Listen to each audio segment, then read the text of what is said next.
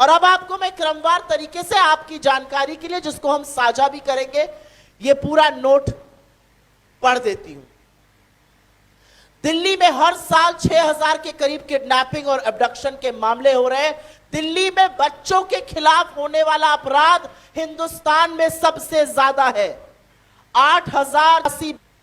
दिल्ली में करीब 85,000 महिलाओं के खिलाफ अपराध के मामले लंबित हैं और जो पेंडेंसी रेट है वो देश में सबसे ज्यादा 97% से ऊपर है। दिल्ली जैसे छोटे राज्य में हर साल 4,30,000 लोग अपराध का शिकार हो रहे हैं और यह चुनावी मुद्दा नहीं है। इस पर नहीं भिड़ते अरविंद केजरीवाल और भारतीय जनता पार्टी।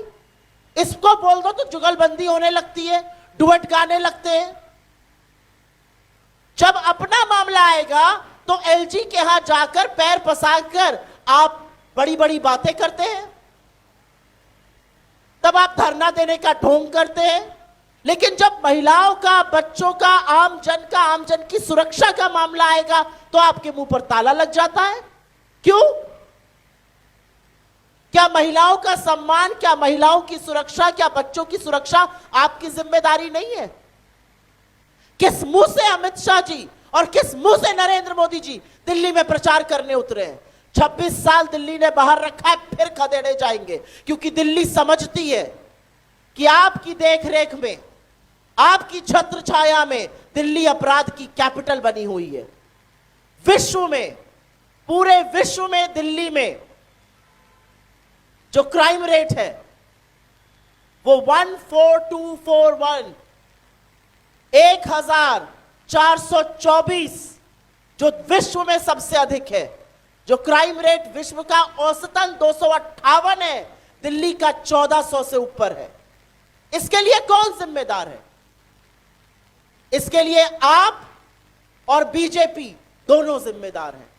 और इससे पहले कि आम आदमी पार्टी ये रोना रोए, क्योंकि रोना रोने की आदत है कि हम क्या करें, हमारे पास तो पुलिस नहीं है। अरे बगल के पंजाब में आपको पुलिस और प्रशासन दोनों मिला है।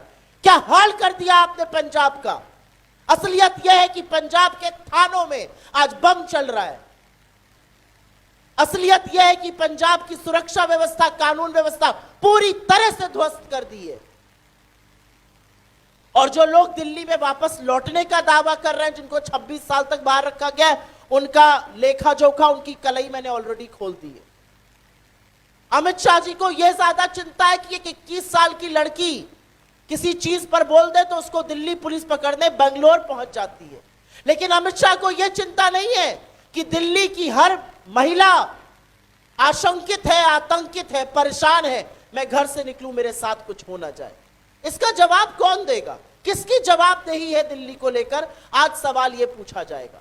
बड़े बड़े इश्यूज लेकर आते हैं, सारे इश्यूज जो उनके अपने हैं, स्वार्थ निहित, जिसमें अरविंद केजरीवाल जी का महिमा मंडल हो, जिसमें बीजेपी का महिमा मंडल हो, इसी पर भिड़े रहते हैं।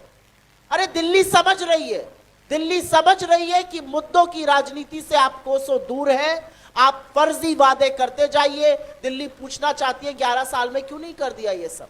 दिल्ली पूछना चाहती है हमारी सुरक्षा पर सवाल क्यों नहीं उठाया। और एक अंतिम बात कहकर अपनी बात समाप्त करती हूं।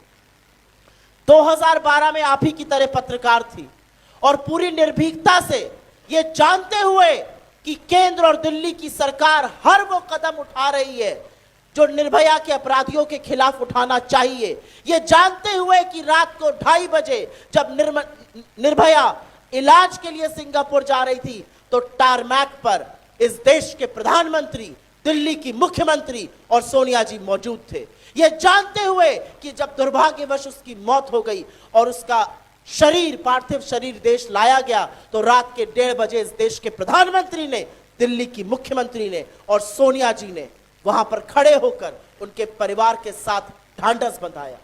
ये जानते हुए कि राहुल गांधी जी ने निर्भया के भाई का भरण पोषण का भार उठाया और कभी मीडिया में स्टोरी प्लांट नहीं करी कि उनका महिमा मंडन हो। यह सच भी तब सामने आने दिया गया जब निर्भया की मां ने खुद इस पर बोला कि मेरा बेटा पायलट आज राहुल गांधी की वजह से बना है। यह जानते हुए, यह सब जानते हुए, एक पत्रकार होते हुए दिल्ली के इंडिया गेट पर खड़े होकर पत्रकारिता करी, सवाल पूछे, लेकिन कभी देशद्रोह का मुकदमा नहीं लगा हमारे सामने।